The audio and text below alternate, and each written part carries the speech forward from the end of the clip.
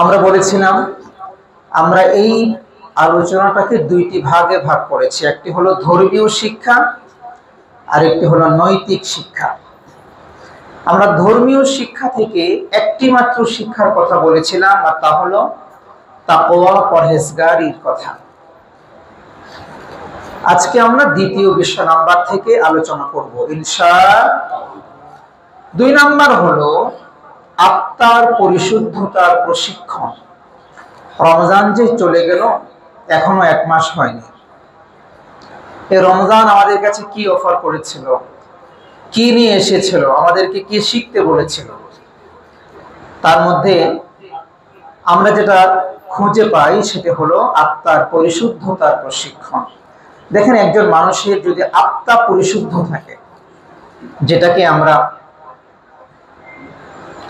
সুলুকের ভাষায়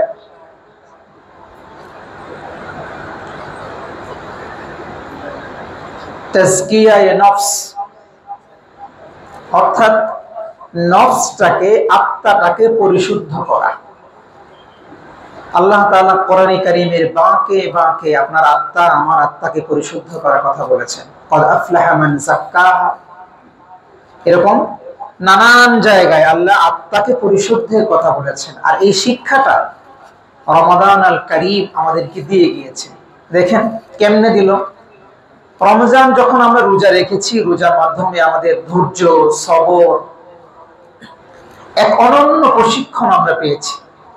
মানুষ গালি দিলে রাসূল বলেছে, তোমার সাথে কেউ ঝগড়া করতে আসলে তুমি বলো আনা সাইম, ভাই আমি কিন্তু রোজাদার, আমি রোজাদার, এটা বলে তুমি তাকে ক্ষান্ত করে দাও। তুমি আবার উল্টা তাকে গালি দিও না, উল্টা তাকে, সে তোমাকে প্রহার করতে এসেছে, তুমি তোমার হাত বাড়িয়ে তাকে প্রহার করো না, বরং তুমি এটা বলো ভাই আমি রোজাদার, এটা বলে তুমি পাশ কেটে যাও, সবর করো, ধৈর্য শিখো। এই যে রোজা, এই রোজার মাধ্যমে আল্লাহ সুবহানাহু ওয়া তাআলা আমাদেরকে এরকম ভাবে ধৈর্য, সবরের, আত্মার যে প্রশিক্ষণ, নফসের যে প্রশিক্ষণ, এই প্রশিক্ষণের সর্বোচ্চটুকু আল্লাহ সুবহানাহু ওয়া তাআলা আমাদেরকে অর্জন করার জন্যই রমাদান অফার করেছিলেন। আর সেটা আমরা যতটুকুই হোক রমাদানুল কারীমে কাজে লাগিয়েছিও। ইচ্ছে করে অনেক সময় অনেক মানুষ মন মেজাজ খারাপ থাকলেও ঝগড়া করে নাই, আরে রোজার মাস, তাই নয় কি? রোজার মাস, রোজা রমজানের দিন, এরকম করে মানুষ অনেক মেজাজ খারাপ ছেলেটাও শান্ত হয়ে গিয়েছে। আল্লাহ বলছে, এই যে তুমি মেজাজ ঠান্ডা করে আছো, এটা তুমি বাকি 11 মাসে কাজে লাগাও। এই সময়টা তোমার আরো আসবে, রমজানের পরে শাওয়ালে আসবে। শাওয়ালেও মানুষ তোমাকে রাগান্বিত করার চেষ্টা করবে, তুমি ঠান্ডা থাকো, তুমি বলো যে আল্লাহ বলেছে আমাকে সবর ইখতিয়ার করার জন্য, ধৈর্য ধারণ করার জন্য। আর এটাই তোমার রমাদান আল কারীমের শিক্ষা ছিল, তাকওয়ার শিক্ষা এবং আত্মার প্রশিক্ষণ, পরিশুদ্ধতার শিক্ষা। 2, 3 নাম্বার হলো এই রমাদান থেকে আমরা যেটা পেয়েছি আর যেটা আমাদের কাজে লাগাতে হবে, সেটা হলো আল্লাহ সুবহানাহু ওয়া তাআলার নিরেট ভালোবাসার প্রশিক্ষণ, আল্লাহকে খাঁটি মনে ভালোবাসা। দেখেন, রোজা এমন একটি ইবাদত, যে ইবাদত মানুষকে দেখানো যায় না।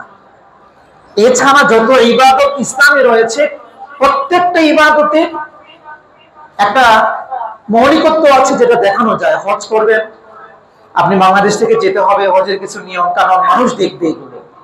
আপনি নামাজ পড়বেন, এই নামাজের কিছু নিয়ম কানুন আছে, রুকু করতে হবে, সেজদা করতে হবে, দাঁড়াতে হবে, এগুলো মানুষ দেখবে। আপনি দান শ্রদ্ধা করবেন, মানুষকে দিতে হবে, দেখবে মানুষ। মানে যত ইবাদত আপনি করেন, পরোপকার করছেন, আরো ভালো করছেন, সেটাও কোনো না কোনো কাজের মাধ্যমে হতে হবে, সবগুলো দেখা যায়। কিন্তু রোজা এমন এক জিনিস, এটা মানুষকে দেখানো যায় না, এটা মানুষকে দেখানো যায় না। সুতরাং আল্লাহ সুবহানাহু ওয়া তাআলার জন্যই, আল্লাহর ভালোবাসার জন্যই এই রোজা বান্দা কিন্তু রাখে। এই জন্য আল্লাহ সুবহানাহু ওয়া তাআলার হাবিব বলেছেন যে কেউ যদি এই রোজা রাখে, তো আল্লাহ সুবহানাহু ওয়া তাআলা রোজার কি পরিমাণ সওয়াব দেন। দেখেন, সহিহ বুখারীর 7492 নম্বর হাদিস, সহিহ মুসলিমের 2763 নম্বর হাদিস। এই হাদিসগুলোতে উদ্ধৃত হয়েছে হযরত আবু হুরায়রা রাদিয়াল্লাহু তাআলা আনহু, তিনি বর্ণনা করেন عن أبي هريرة رضي الله تعالى عنه قال قال رسول الله صلى الله عليه وسلم كل عمل ابن آدم يضاعف الحسنة 10 أمثالها إلى 700 ضعف قال الله عز وجل إلا الصوم فإنه لي وأنا أجزي به আল্লাহ রাসূল সাল্লাল্লাহু আলাইহি ওয়াসাল্লাম বলেন প্রত্যেক আদম সন্তানের নেক আমলের প্রতিদান আল্লাহর ইচ্ছায় 10 গুণ থেকে 700 গুণ পর্যন্ত আল্লাহ তাআলা বৃদ্ধি করেন, ইখলাসের উপর ডিপেন্ড করে। কিন্তু রোজার ব্যাপারে আল্লাহ সুবহানাহু ওয়া তাআলা বলছেন আমি যে আমার এই বান্দার কত গুণ বাড়াবো, ইল্লা সাওম, রোজার ব্যাপারে আমি বান্দাকে প্রকাশ করব না। আমি তাকে 700ই দিব, বাকি 7000 দিব, না 7 লক্ষ দিব, না 7 কোটি দিব, এটা আমি বান্দাকে প্রকাশ করব না। আমি আমার শান অনুযায়ী বান্দাকে দান করব। সুবহানাল্লাহ।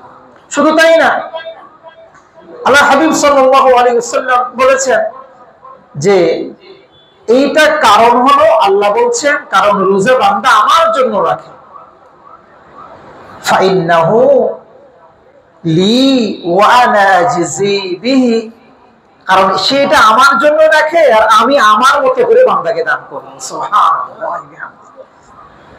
দেখেন এরপরে হাবিব সাল্লাল্লাহু আলাইহি ওয়াসাল্লাম বলেন ইয়াদউ শাহওয়াতাহু ওয়া তুআমাহু মিন আজাল্লি, কারণ এই যে সে রোজা রাখলো, রমাদান সে পালন করলো, এর মাধ্যমে সে জৈবিক চাহিদা ও পানাহার, প্রচুর পিপাসা পেয়েছে, প্রচুর খিদে পেয়েছে, প্রচুর ইচ্ছে হয়েছে স্ত্রীর সাথে ফিজিক্যাল ইন্টারকোর্স করার জন্য, কিন্তু সে চায়নি, সেগুলো করে নাই। কেন সেটা করেছে? আল্লাহ বলছেন এটা আমার জন্যই কেবলমাত্র সে পরিহার করেছে। সুবহানাল্লাহ। সম্মানিত হাজিরিন, তাহলে আমরা বুঝতে পেরেছি রমাদান আল কারীমে আমরা আল্লাহর ভালোবাসার এক অনন্য উদাহরণ, অনন্য প্রশিক্ষণ আমরা পেয়েছি। এই প্রশিক্ষণ বাকি 11 মাসে কাজে লাগানো দরকার আছে না নাই? দেখেন রমাদানে আমরা কত ইবাদত করলাম, এই ইবাদত গুলো কিন্তু আমরা রমজান চলে যাওয়ার পরে আবার নষ্ট করে ফেলি। কথা বলেন ঠিক না বেঠিক? নষ্ট করে ফেলি না?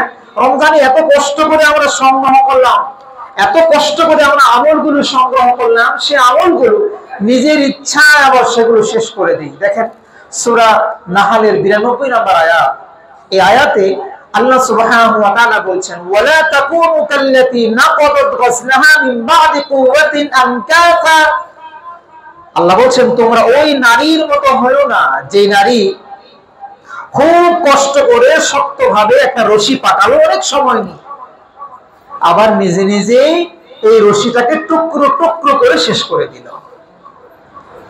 তাহলে এই নারীর কোনো লাভ হলো? এত কষ্ট করে রসদগুলো সংগ্রহ করে রশিটা পাঠালো কোন একটা কাজের জন্য, কিন্তু কোনো কাজ করার আগেই সেটাকে আবার নিজের হাতে টুকরো টুকরো করে শেষ করে দিল। তার এই সময় কাজটুকু একটু বৃথা গেল। এই যে রশির জন্য রসদ জোগালো, সময় নষ্ট করলো, রশি পাকালো, সময় নষ্ট করলো, সবিশেষ আবার সেগুলো টুকরো টুকরো করে দিল। তাহলে রশি পাকানো আর শেষ করে দেওয়া এই সবগুলো মিলে খানদান না খানদান বরাবর সুদা, সবগুলোই কিচ্ছুই না। তো আল্লাহ বলছেন এটাই, রমাদানে কত কষ্ট করে বান্দা তুমি ইবাদত করেছ, তুমি রসদ সংগ্রহ করে এরকম রশি পাকানোর মতো কাজ করেছ। বাকি যে 11টি মাস আছে ওই নারীর মতো হয় না, যে নারী আবার সেই নিজের হাতে রশিটা পাকিয়ে আবার টুকরো টুকরো করে শেষ করে দেয়। তুমিও যেন সেরকম না হও, বাকি 11 মাসে তুমি যে কষ্ট করে অনেক মুজাহাদা করে রমজানে আমলগুলো জমা করেছিলে সেগুলো নিজের হাতে আর ধ্বংস করে দিও না। এই কথা কে বলেছেন?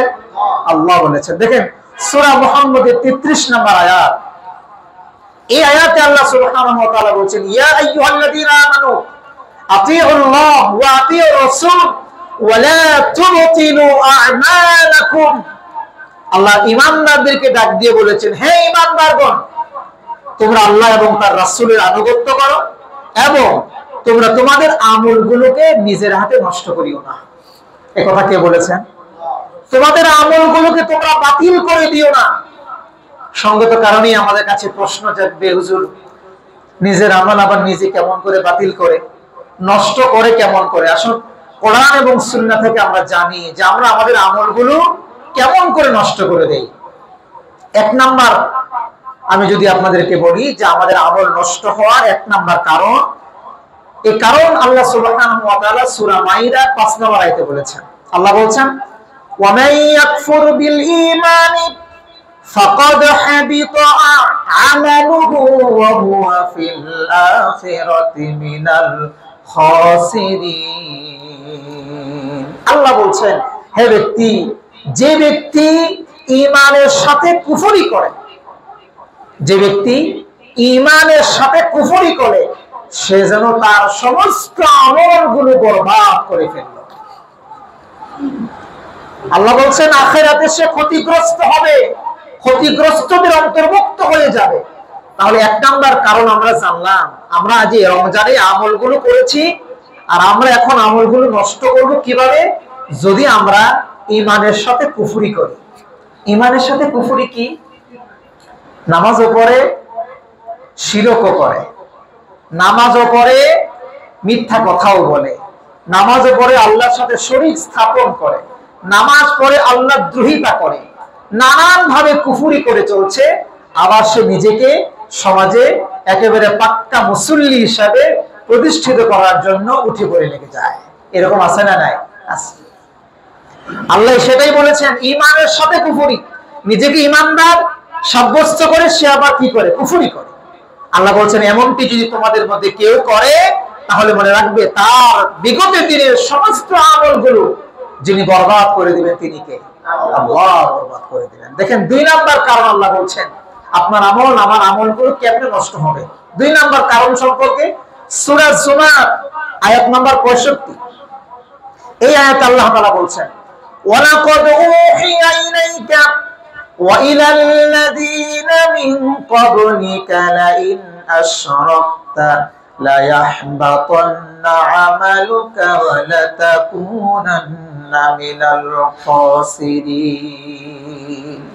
কঠিন কথা এখানে আল্লাহ সুবহানাহু ওয়া তাআলা বলেছেন, নবী গো, আপনার প্রতি ওহী আমি আল্লাহ সুবহানাহু ওয়া তাআলা প্রেরণ করেছি, ঠিক আপনার পূর্ববর্তী নবীগণ যারা ছিলেন তাদের প্রতিও আমি ওহী নাযিল করেছিলাম।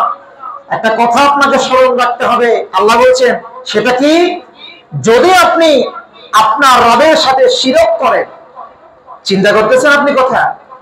কে কাকে বলতেছেন? আল্লাহ তার নবীকে বলছেন, যদি আপনি আপনার রবের সাথে শিরক করেন, শরীক স্থাপন করেন, মনে রাখবেন আপনার আমল আমি আল্লাহ আপনার সব বরবাদ করে দেব। আল্লাহু আকবার। কত কঠিন কথা! নবীজি কি কোনোদিন শিরকের কাছাকাছি যাবেন বলে আপনার ধারণা? হ্যাঁ, সুবহানাল্লাহ।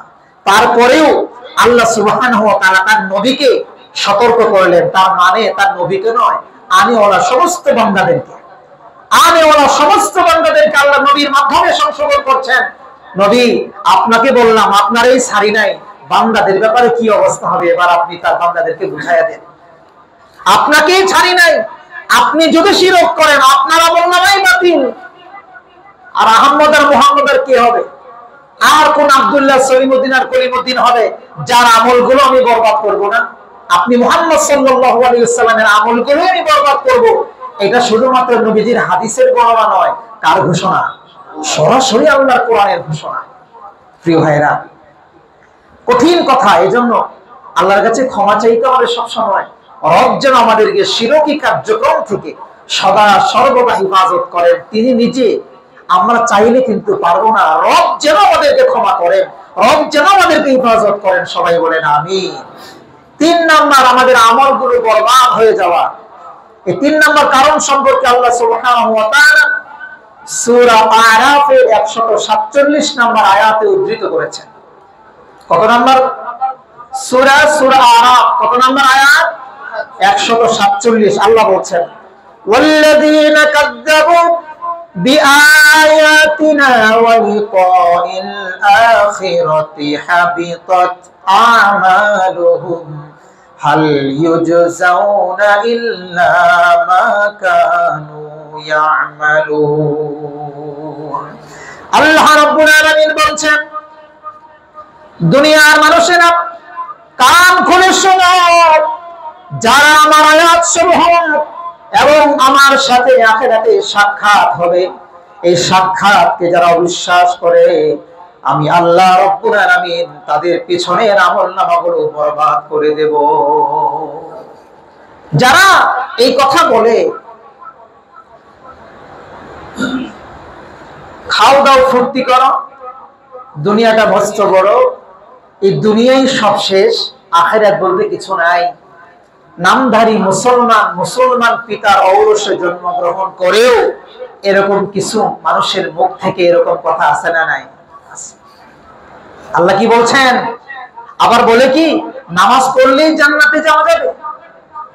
হ্যাঁ, এরকম আছে না? নামাজ পড়লেই কি জান্নাতে যাওয়া যাবে?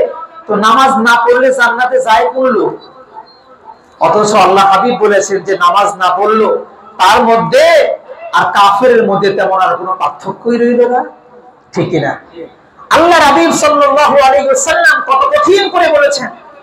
আমাদের সমাজে কিছু জ্ঞান পাপী দেখবেন, এই জ্ঞান পাপীরা বলে হুজুর নামাজ পড়ি, রোজা রাখি, হজ করি, জিকির আজকার করি, দান করি, সব ঠিকঠাক, কিন্তু কবরে যে আযাব হবে এই নিয়ে আমার কিছু প্রশ্ন আছে। এই নিয়ে কি আছে? কিছু প্রশ্ন আছে। এই প্রশ্ন থাকার অর্থ হলো তিনি কবরের আযাবকে বিশ্বাস করতে চান না। তিনি কবরের আযাবকে বিশ্বাস করতে চান না, কারণ কবরে ওনার থিওরি হলো, তাদের থিওরি হলো কবরে গেলে তো মানুষ থাকে না, আমরা অন্য কবর যখন দেই, অন্য কবর খুঁড়লে অনেক সময় পুরাতন কবর থেকে হাড় পাওয়া যায়, মাথার খুলি পাওয়া যায়, শাস্তি হয় কেমন করে? মানুষের মাথায় ধরে না, মগজে আসে না, ব্রেনে কুলায় না, যার কারণে সেটা বিশ্বাস করতে চায় না। আর এই ইসলাম তো সেই জিনিসের নাম, আপনার বিশ্বাসে আসুক আর না আসুক, আপনার বুদ্ধিতে কুলাক আর না কুলাক, আল্লাহ এবং তার রাসূল যেটা বলেছেন সঠিক কথা বলেছেন, এটার উপর ঈমান আনাই হলো মুসলমান, ঠিক কিনা? আপনাকে ঈমান আনতে হবে সেটার উপর। দেখেন রাসূল করিম সাল্লাল্লাহু আলাইহি ওয়াসাল্লাম এই প্রসঙ্গে চমৎকার একটা হাদিস এসেছে, বুখারী মুসলিমের হাদিস। নবীজি একবার দুইটি কবরের পাশ দিয়ে যাচ্ছিলেন, কবরে আযাব হয় কিনা এই প্রসঙ্গে আমি বলছি। নবীজি একবার দুইটি কবরের পাশ দিয়ে যাচ্ছিলেন, এমন সময় নবীজির সাথে সাহাবায়ে কেরাম যারা ছিলেন তাদেরকে বললেন, ইন্নাহুমা লা ইউআযিবান, সাহাবী ও আমার সাহাবারা, এই দুই কবরে শাস্তি হচ্ছে, এই দুই কবরওয়ালাকে আল্লাহ তাআলা শাস্তি দিচ্ছেন। কোথায় শাস্তি দিচ্ছেন? কবরে না অন্য কোথাও? কবরে। কবরে কোথায় দিচ্ছেন? কবরে। বুখারী মুসলিমের হাদিস বলছি আমি আপনাকে। তারপরে আল্লাহর হাবিব বলেন, না ইউআযিবানি ফি কাবীর, এই দুই কবরওয়ালাকে আসলে বড় কোনো কারণে শাস্তি দেওয়া হচ্ছে না, একেবারে সিম্পল ছোট কারণে শাস্তি দেওয়া হচ্ছে। রাসূল বলেন, একজনকে শাস্তি দেওয়া হচ্ছে এই কারণে যে সে চুগলখড়ি করত, দুনিয়াতে কি করত? চুগলখড়ি করত, একজনের কথা আরেকজনের কাছে গিয়ে লাগাইতো, শত্রুতা লাগাই দিত, মানুষের সাথে খারাপ মনোভাব তৈরি করে দিত, এ ওর সাথে। এরকমটি শুধু নবীর জামানায় ছিল, এখন তো আর নাই, আছে এখনো। তাহলে তাদের যদি সেই অবস্থা হয় কবরে আযাব, আজকে যারা এমন কাজ করবে তাদের কবরে কি হবে? আযাব হবে, বিশ্বাস করে। তাহলে এই জায়গা থেকে আমাদের বাঁচা দরকার আছে না নাই? আল্লাহ আমাদের সবাইকে হেফাজত করেন, পড়ি আমিন। এক নাম্বার কারণ নবীজি বলছেন, খুব বড় কাজ না, খুব বড় ধরনের কষ্ট সাধ্য করে খারাপ কাজ করছে, কুফরি করছে, এরকমটি নয়, মাত্র চুগলখড়ি করতো, এই চুগলখড়ির কারণে এই কবরে আযাব হচ্ছে। দুই নাম্বার কারণ নবীজি বলছেন, এই যে আরেকটি কবর, যে কবরে শাস্তি হচ্ছে, তার কারণ ছিল সে পবিত্রতা থেকে, সে অপবিত্র অবস্থা থেকে হেফাজত করতো না, প্রস্রাবের ছিটেফোঁটা থেকে সে নিজেকে রক্ষা করতো না, এতটুকু সামান্যতম অপরাধ। এবার বলেন তো দেখি, এই যে আমি হাদিস বললাম বুখারী মুসলিমের হাদিস, এই নবীজি যে শাস্তির কথা বললেন, এটা কোথায় শাস্তি হচ্ছে? কবরে। কোথায় হচ্ছে? এবার আপনার বুঝে আসলেও কবরে হচ্ছে, বুঝে না আসলেও কবরেই শাস্তি হচ্ছে। কারণ যিনি বলেছেন তিনি মুহাম্মদুর রাসূলুল্লাহ, তার সম্পর্কে কোরআন বলছে, ওয়া ইয়ানতিকু আনিল হাওয়া ইন হুয়া ইল্লা ওয়াহয়ুন ইউহা। আমার নবী তো এমন নবী যে নবী নিজের থেকে একটা কথাও বলে না, ততক্ষণ পর্যন্ত আমি আল্লাহ তার কাছে ওহী নাযিল না করি। তার মানে নবীজি বলেছেন, নবী বলেন নাই, এটা আল্লাহ বলিয়েছেন, ঠিক কিনা? আল্লাহর কথা যদি বিশ্বাস করতে চায় না, আল্লাহ তার পিছনের আমল বরবাদ করবেন না, তো তার জন্য জান্নাতুল ফেরদৌস লিখবেন। আল্লাহ আমাদেরকে হেফাজত করেন, পড়েন আমিন। 4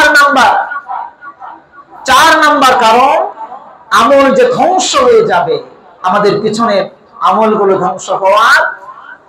এই আয়াত সূরা মুহাম্মদে আসছে 8 থেকে 9 নম্বর আয়াত। সূরাতুল মুহাম্মদ 8 থেকে 9 নম্বর আয়াতে আল্লাহ তাআলা এই প্রসঙ্গে বলেছেন কেন আমাদের আমল বরবাদ হবে। 4 নম্বর বরবাদের কারণ আল্লাহ বলছেন, ওয়াল্লাযীনা কাফারু ফাতা'সাল লাহুম ওয়া আদাল্লা আ'মালাহুম যালিকা বিআন্নাহুম কারিহু মা আনজালাল্লাহু ফাআহবাতা আ'মালাহুম। আল্লাহ রাব্বুল আলামিন বলছেন, যারা কুফরি করে তাদের জন্য আল্লাহর পক্ষ থেকে ধ্বংস রয়েছে। তিনি তাদের আমলগুলো বরবাদ করে দিয়েছেন। এজন্য যে আল্লাহ তাদের কাছে যে বিধানগুলো দিয়েছিলেন কোরআনুল কারীমের মাধ্যমে, এই বিধানগুলোকে তারা পছন্দ করত না, অপছন্দ করত। ফলশ্রুতিতে আল্লাহ বলছেন তাদের আমলনামাগুলো আমি আল্লাহ বরবাদ করে দিয়েছি। আজকেও দেখবেন এই কারণের সাথে সম্পর্কিত মানুষ হাজার হাজার মানুষ আপনি খুঁজে পাবেন। কেমনে খুঁজে পাবেন দেখেন তো, একটু মিলে কিনা, কমন পড়ে কিনা। আল্লাহ যে বিধানগুলো দিয়েছেন কোরআনুল কারীমে, প্রায় 500 আয়াত বিধান সম্পর্কিত। এই 500 আয়াতে যে বিধানগুলো মানব জাতির উপকারের জন্য দিয়েছেন, আপনারা কি বিশ্বাস করেন আল্লাহর কোরআনে আল্লাহ যে আইনগুলো দিয়েছেন, এই আইনগুলো মানব জাতির উপকারের জন্য না অপকারের জন্য? একটু আওয়াজ করে বলবেন, উপকারের জন্য না অপকারের জন্য? আল্লাহ মানুষ সৃষ্টি করেছেন, আল্লাহ জানেন এই মানুষের কোনটা উপকার আর কোনটা অপকার। কথা ঠিক কিনা? আল্লাহ সেটা জেনে বুঝেই মানুষের জন্য বিধানগুলো দিয়েছেন। কিন্তু আমরা মানুষেরা করলাম কি? আমরা মানুষেরা আল্লাহর দেয়া সেই বিধানগুলি দেখে নিজেরা বিধান রচনা করেছি। কথা কম নাকি? ঠিক কিনা? আমরা, আল্লাহ বলেছেন এই অপরাধ করলে এই অপরাধের মানব জাতির কল্যাণ হবে, এই শাস্তি। আল্লাহ বলেছেন মানব জাতি তুমি যদি এই অপরাধ করো, এই অপরাধের জন্য আমার পক্ষ থেকে তোমার জন্য শাস্তি হবে, এটা প্রয়োগ করতে হবে। আমরা বলছি না, এইটা না, আরেকটা। কথা কর নাকি? ঠিক না? আল্লাহ কি বলছেন এই আয়াতে সূরা মুহাম্মদ 8 থেকে 9 নম্বর আয়াত, গভীর খেয়াল করুন। আল্লাহ বলছেন আমি যে তাদেরকে বিধান দিলাম, এই বিধানগুলো তাদের কাছে পছন্দ হয় না, অপছন্দনীয় লাগে। যারা আমার বিধানগুলোকে অপছন্দ করেছে তাদের পিছনে সব আমলগুলো আমি বরবাদ করে দিব। এখানে গেলে দেখবেন কত মানুষের আমল যে বরবাদ হয়ে গেছে। ঠিক কিনা? এখানে গেলে কত মানুষের আমল যে বরবাদ হয়ে গিয়েছে। আল্লাহ যেন দয়া করে আমাদেরকে হেফাজত করেন, পড়েন আমিন। আহারে কি অবস্থা হবে! এজন্যই তো আল্লাহর হাবিব যে বলেছেন হাজারে একজন জান্নাতে যাবে। এক হাদিস এসছে হাজারে একজন জান্নাতে যাবে, শতে একজন জান্নাতে যাবে। আমি এই হাদিসগুলো পড়ার আগে যখন ওই হাদিসটা পড়েছিলাম আমার মাথায় ধরে নাই, কেমনে সম্ভব? এত নামাজি, এত রোজাদার, এত যাকাত দেনেওয়ালা, এত হজ করনেওয়ালা, নামাজ পড়তে পড়তে কপালে দাগ ফেলিয়ে দিয়েছে, নাকে দাগ ফেলিয়ে দিয়েছে, এই মানুষগুলো জান্নাতে যাবে না, শতে একজন আর হাজারে একজন যাবে। এটা কেমন করে হয়? ওরা কারা? ইমানদার দাবিদার, তাদের পক্ষ থেকে হাজারে একজন। আমি খেয়ে হারিয়ে ফেলতাম। এই হাদিস, এই কোরআনের আয়াতগুলো যখন আমার সামনে আসে তখন আমার বুঝে আসে আসলেই তো সঠিক। এই নামাজের দাগ ফেলনেওয়ালা কত মানুষ আল্লাহর বিধানকে অপছন্দ করে বসে আছে এবং মানব রচিত বিধানকে তারা প্রশ্রয় দিয়ে এটাকেই যত উপযুক্ত মনে করে বসে আছে। কথা কোন ঠিক কিনা? আর আল্লাহ তো বলেছেন, মানুষের কথা নয়, আল্লাহ সূরা মুহাম্মদ 8 থেকে 9 নম্বর আয়াত আল্লাহ বলেছেন এই কাজ যে করলো তার পিছনের আমলগুলো বরবাদ। যার নেক আমল বরবাদ হয় তার জন্য আর কি থাকতে পারে? জাহান্নাম ছাড়া আর কিছু আছে? এই লোক নামাজ পড়লেই কি, এই লোক 100 বার হজ আর উমরা করলেই কি, এই লোক তাহাজ্জুদ গুজার আউবিন গুজার হলেই কি, যদি সে আল্লাহর বিধানগুলোকে অপছন্দ করে? প্রিয় ভাই, আল্লাহর বিধানগুলোকে অপছন্দ করার মতো দুঃসাহস দেখানো যাবে। যদি কেউ এই কাজ করে থাকে, আমাদের মধ্যে যদি আমরা কেউ এই কাজ করে থাকি, আজকে থেকে তওবা করতে হবে। আল্লাহটাই সঠিক। কারটা সঠিক? আল্লাহটাই সঠিক, মানব রচিত সঠিক নয়। মানুষেরটা পরিবর্তনযোগ্য, আল্লাহটা কোন কালেই পরিবর্তনযোগ্য নয়। আল্লাহটা তো চিরনতুন। কথা কথা ঠিক কিনা? আল্লাহটা কি চিরনতুন? কিয়ামত পর্যন্ত সমস্ত মানুষের জন্য চিরনতুন, চিরাধুনিক। আল্লাহর কোন আইন কোন কালে কোন মানুষের জন্য বাতিল বা পরিবর্তনযোগ্য হতে পারে না। তো 4 নাম্বার কারণ বললাম, যে কারণে আমাদের আমলগুলো বরবাদ হয়ে যায়। আল্লাহ যেন আমাদের হিফাজত করেন। আওয়াজ করে পড়েন আমিন। 5 নাম্বার আমলগুলো বরবাদ হয়ে যাওয়া। সূরা মুহাম্মদ আয়াত নাম্বার 28। আমি তো আপনাকে সূরা নাম্বার এবং সূরার নাম এবং আয়াত নাম্বার বলে উদ্ধৃতি দিয়ে আপনাকে আলোচনা করছি। আপনি চাইলে সেগুলো নোট করতে পারেন। নোট করে বাসায় গিয়ে আপনার অর্থ সহ তর্জমা সহ যদি কোরআন থাকে, আপনি সেগুলো মিলাইতে পারেন। আমি সংক্ষিপ্ত বলছি, সময়ের সংক্ষিপ্ততার কারণে। বিস্তারিত করলে আপনি আরো বিস্তারিত পেয়ে যাবেন সেখানে। তবে আপনার আমল করা সহজ হবে। এই জন্যই আপনার আমলের সহজের জন্য আমি সূরা এবং আয়াত নাম্বার বলি। সূরা মুহাম্মদ আয়াত নাম্বার 28। আল্লাহ এই জায়গায় বলছেন আমলগুলো বরবাদ কেমনে হবে। আল্লাহ বলছেন, যালিকা বিআন্নাহুম ইত্তাবাউ মা আসখাতাল্লাহা ওয়া কারিহু রিদওয়ানাহু ফাআহবাতা আমালাহুম। আল্লাহ বলছেন তারা এমন জিনিসের অনুসরণ করে যেই জিনিস আল্লাহকে অসন্তুষ্ট করে ফেলে, যে জিনিস আল্লাহকে অসন্তুষ্ট করে ফেলে। আর তারা আল্লাহর সন্তুষ্টকে কেমন যেন অপছন্দ করে। আল্লাহ এই জিনিসে তার কাজে সন্তুষ্ট হোক, এইটা কেমন যেন সে চায় না। আল্লাহ বলছেন এই কাজ যারা করে তাদের আমল নামগুলো আমি আল্লাহ বরবাদ করে দেই। ফাহবাতু আ'মালাহুম, তাদের আমল নামগুলো বরবাদ। মিলিয়ে দেখবেন আল্লাহ যেই কাজে পছন্দ, আমাদের অনেক মানুষের সেই কাজ অপছন্দ। আল্লাহর যেই কাজ অপছন্দ, আমাদের অনেক মানুষের সামাজিকতার দোহাই দিয়ে, নানান দোহাই দিয়ে সেই কাজগুলো আমাদের পছন্দ। ঠিক কিনা ভাই? আল্লাহ মাসালাম, আমি একটা উদাহরণ দিচ্ছি, ফর এক্সাম্পল। যেমন আল্লাহর কাছে অপছন্দনীয় কাজ হলো গান বাদ্য। একটা অপছন্দনীয় কাজ কি? গান বাদ্য। এটা আল্লাহর কাছে পছন্দনীয় না অপছন্দনীয় বলেন তো? বাজনা সহকারে গান বাদ্য, অশ্লীল গান বাদ্য, এগুলো কি আল্লাহর কাছে পছন্দনীয় না অপছন্দনীয়? অপছন্দনীয়। এটা আমরা জানি না কত লোকে? সবাই জানি না এটা? সবাই জানি, মানি? সবাই মানি না। তার মানে আল্লাহ যেটা অপছন্দ করছেন এটা আমি নিজের জন্য পছন্দনীয় করে নিয়েছি। আল্লাহ বললে কি হবে? একটু শুনি না, না একটু শুনি না। কত যুবককে রাতের পর রাত কানে ইয়ারফোন লাগিয়ে না গান শুনতে শুনতে শুনতে শুনতে ফজর পার করে। এরকম আছে না নাই? যুবক, তোমাকে আমি একটা কথা মনে করিয়ে দেই। আল্লাহর হাবিব বলেছেন যে যে অবস্থায় মারা যাবে কিয়ামতের ময়দানে সে সেই অবস্থায় উঠবে। হাদিস সহিহ। যে যে অবস্থায় মারা যাবে, কেউ যদি রুকু অবস্থায় মারা যায়, কিয়ামতের ময়দানে আল্লাহ যখন তাকে উঠাবেন রুকু অবস্থায় সে উঠবে। কেউ যদি সেজদা অবস্থায় মারা যায়, কিয়ামতের ময়দানে আল্লাহ যখন তাকে উঠাবেন সে সেজদা অবস্থায় উঠবে। কেউ যদি জিহাদ করতে করতে মারা যায়, কিয়ামতের ময়দানে রক্ত অবস্থায় সে জিহাদরত অবস্থায় সে উঠবে। যে যে অবস্থায় মারা যায়। এবার তুমি যদি গান শুনতে শুনতে মারা যাও, একটু ফিকির করো। তুমি যদি গান শুনতে শুনতে মারা যাও, কিয়ামতের ময়দানে গান শুনতে শুনতে তোমাকে উঠতে হবে। তুমি যদি খারাপ কাজ করা অবস্থায় মারা যাও, আল্লাহর বিরুদ্ধাচরণ করা অবস্থায় মারা যাও, আমরা কি কেউ জানি আমরা কখন মারা যাব? জানি? 1 সেকেন্ডের নাই ভরসা। গান গাইতে গাইতে গায়ক স্টেজেই মারা গেল, ঠিক না বেঠি? এই জানতো এই স্টেজে পারফরমেন্স করার সময় এই গান গাইতে গাইতে তার মরতে হবে? এটা কি তার জানা ছিল? জানা ছিল না। একটা ছোট্ট ঘটনা বলি। আমার নানা অনেক বড় আলেম ছিলেন। কিশোরগঞ্জের জামিয়া এমদাদিয়া, আপনার নাম শুনেছেন কিনা? বড় মাদ্রাসা জামিয়া এমদাদিয়া, মাওলানা আতহার আলী রহমাতুল্লাহি আলাইহির মাদ্রাসা।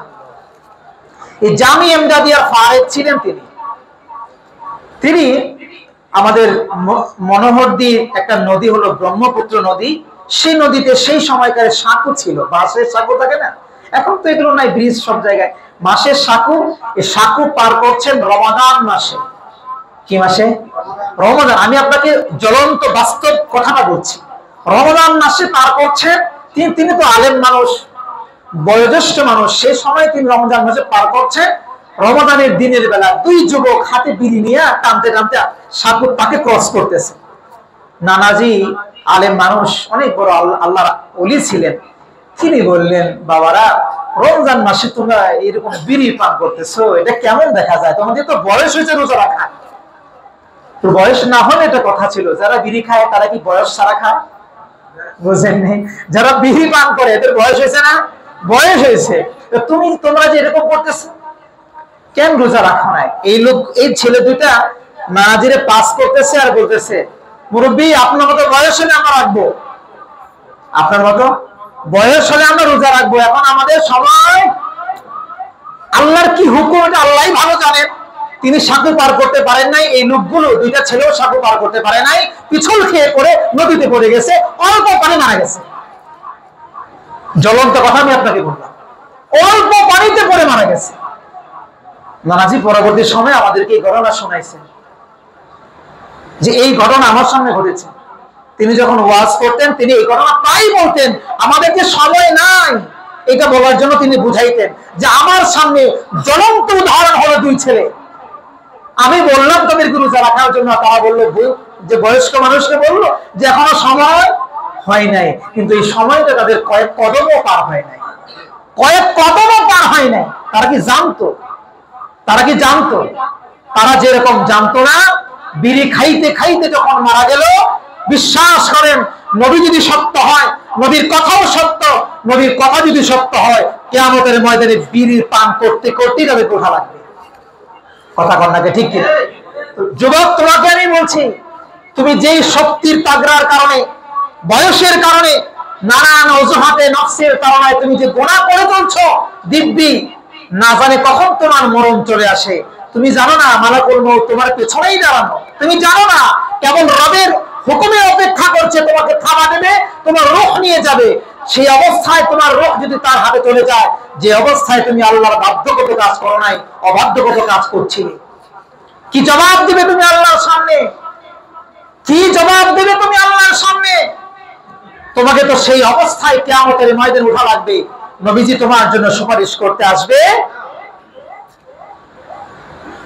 আল্লাহ যেন আমাদের সবাইকে বোঝার তৌফিক দান করেন, পড়েন আমিন। তো আল্লাহ যেই কাজে সন্তুষ্ট, আমাদেরকেও সেই কাজে হওয়া লাগবে সন্তুষ্ট। আল্লাহ যেই কাজে অসন্তুষ্ট, যুবক এই কাজে আমাকে সন্তুষ্ট হওয়া যাবে। আরো অনেক উদাহরণ ছিল আমার সামনে, বলতে পারবো, বললে যদি লজ্জিত হন এই জন্য বলছি না, বুঝে বুঝে আমল করলেই হলো। আল্লাহ আমাদেরকে বুঝে আমল করার তৌফিকটুকু দান করুন, পড়ি আমিন। 6 নাম্বার, যেই কারণে আল্লাহ সুবহানাহু ওয়া তাআলা আপনার আমলগুলো বরবাদ করে দিবেন। সূরা মুহাম্মদের 32 নম্বর আয়াত, এই আয়াতে আল্লাহ সুবহানাহু ওয়া তাআলা বলছেন, ইন্নাল্লাযীনা কাফারু ওয়া সাদ্দু আন সাবিলিল্লাহি ওয়া শাকুর রাসূলা মিন বা'দি মা তাবায়্যানা লাহুমুল হুদা লা ইয়াদুরুল্লাহা শাইআ ওয়া সায়ুহবিতু আমালাহুম। আল্লাহ বলছেন, নিশ্চয়ই যারা কুফরি করে, মানুষকে আল্লাহর রাস্তায় বাধা দেয়, হেদায়েত আসার পরও যারা রাসূলের বিরুদ্ধাচরণ করে, তারা তো আল্লাহর কোনো ক্ষতি করতে পারবেই না। আমি আল্লাহ সুবহানাহু ওয়া তাআলা তাদের আমলনামাগুলো বরবাদ করে দেব।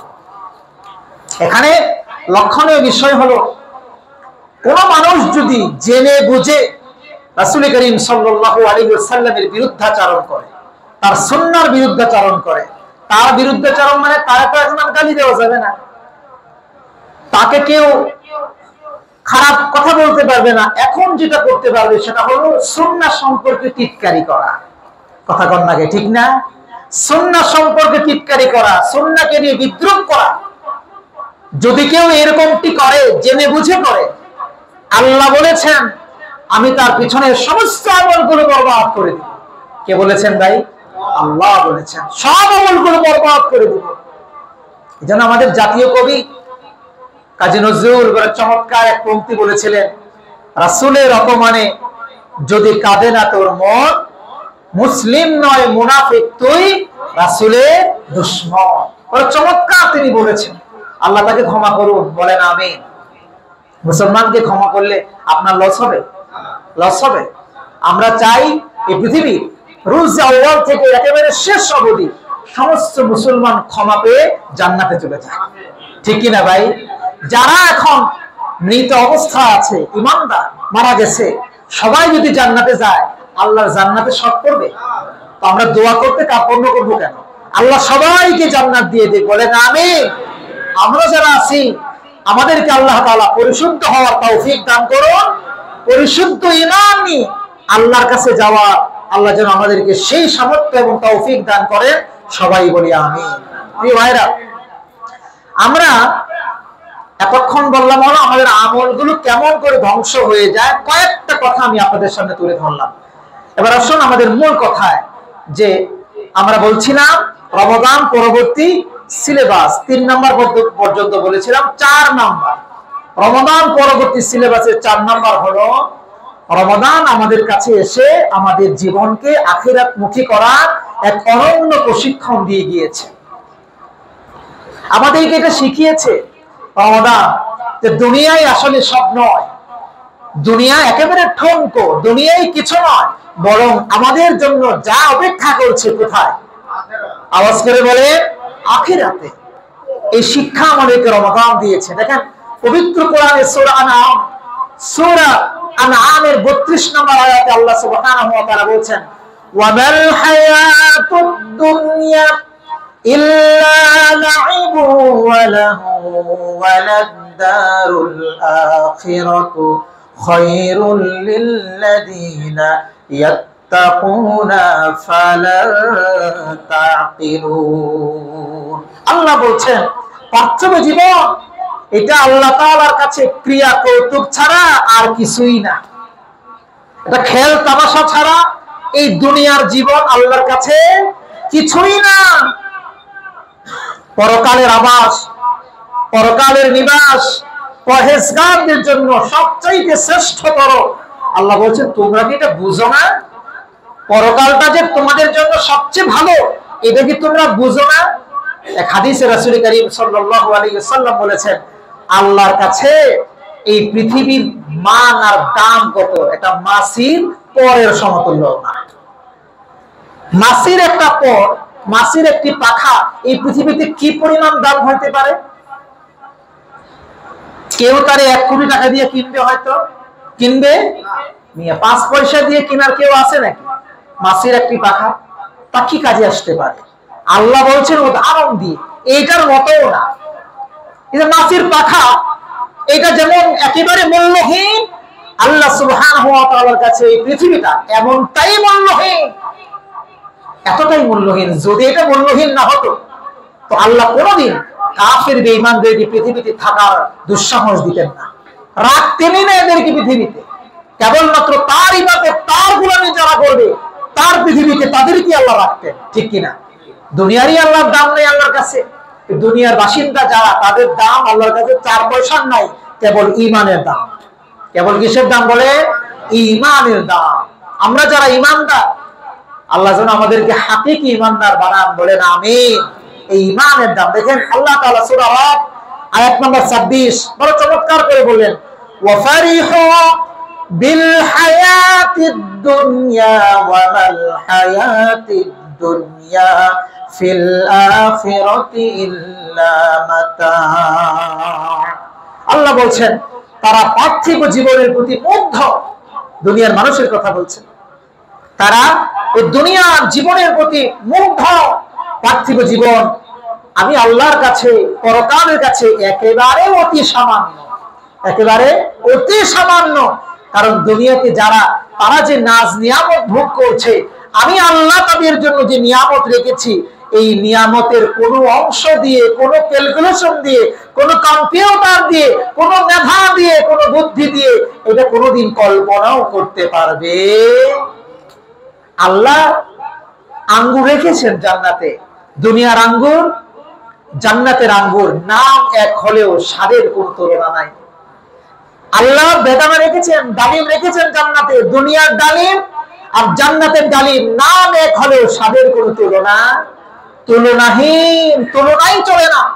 আরে 100 সাথে কখনো কখনো একের তুলনা দেওয়া যায়। তারা একজন, তারা 100 জন, একটা তুলনা চলে, ধরেন কথার কথা। কিন্তু যেখানে ধরেন crore crore, billion billion, trillion, কোটি এক জায়গায়, আর এক জায়গায় একজন, এটাকে কেউ কোনোদিন তুলনা দিবে?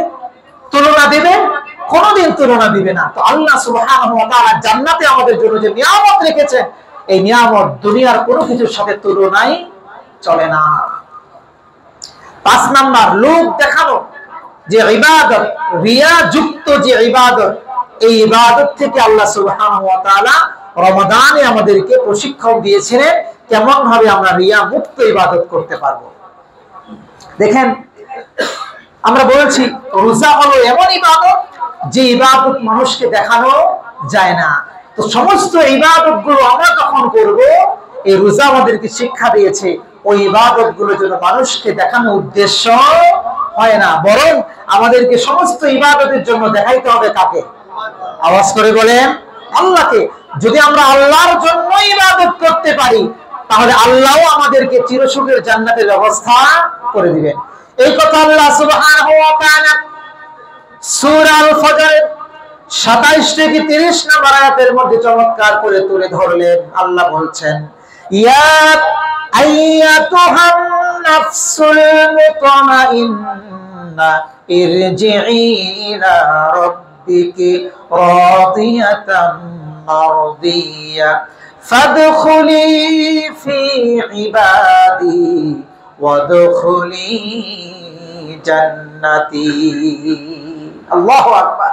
আল্লাহ বলছেন, হে প্রশস্ত আত্মা, হে প্রশস্ত আত্মা, তুমি তোমার পালনকর্তার নিকট সন্তুষ্ট চিত্তে ফিরে যাও। দুনিয়াতে আমার জন্য ইবাদত করেছিলে, তো আমার জন্য যারা কনিষ্ঠ ইবাদত করেছে, ওই ইবাদত গুজারদের সাথে অন্তর্ভুক্ত হয়ে তোমার যে আকাঙ্ক্ষা ছিল চিরসুখের জান্নাত, এই জান্নাতের বাসিন্দা হয়ে যাও। সুবহানাল্লাহ। আল্লাহ যেন আমাদেরকে জান্নাতের বাসিন্দা বানান। সবাই বলো আমিন। আল্লাহ সুবহানাহু ওয়া তাআলা, সময় শেষ হয়েছে। যতক্ষণ আমরা যে বিষয়গুলো নিয়ে কথা বলেছি, এই বিষয়গুলো আমাকে এবং আমাদের সবাইকে আল্লাহ যেন আমল করার তৌফিক দান করেন। ওয়া আখিরু দাওয়ানা আনিল হামদুলিল্লাহি রাব্বিল আলামিন। ওয়াসসালামু আলাইকুম ওয়া রাহমাতুল্লাহি তাআলা ওয়া বারাকাতুহু।